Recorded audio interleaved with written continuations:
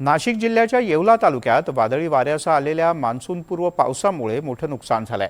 माजी खासदार समीर भुजबळ यांनी अंदरसूल, बोगटे, देवळाणे या भागात प्रत्यक्ष गावांना आणि शेतात भेटी देऊन या नुकसानीची पाहणी केली। वादळी वाऱ्यानं काही ठिकाणी घरांचं, सोलरच्या उभारलेल्या छोट्या केंद्रांचं, जनावरांची शेड, कांद्याच्या चाळी, केळी यासह विविध शेतपिकांचं नुकसान झालंय। काही ठिकाणी घरांचं छत कोसळल्यानं जखमी झालेल्या जाधव कुटुंबातल्या जखमींची सुद्धा त्यांनी रुग्णालयात जाऊन भेट घेतली, चौकशी केली, विचारपूस केली। आपण याही घरात पाहतो आहोत, अख्खं छत या घराचं कोसळलेलं आहे।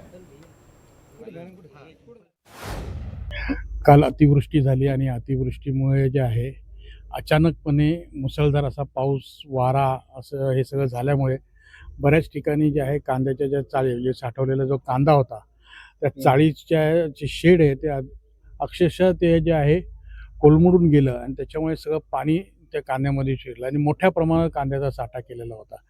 ते एक शेतकऱ्याचं मोठ्या प्रमाणात नुकसान झालं। त्याचबरोबर आता पंचनामासाठी लोक आलेले आहेत, पंचनामा करायला सांगितले। काही ठिकाणी सोलरचं नुकसान झालंय, काही ठिकाणी कांद्याच्या चाळीचं नुकसान झालंय, काही घरांचं नुकसान झालंय। या सर्वांचं जे आहे पंचनामा करून शासनाकडून जास्तीत जास्त मदत कशी मिळवता येईल यासाठी निश्चितपणे आम्ही प्रयत्न करू।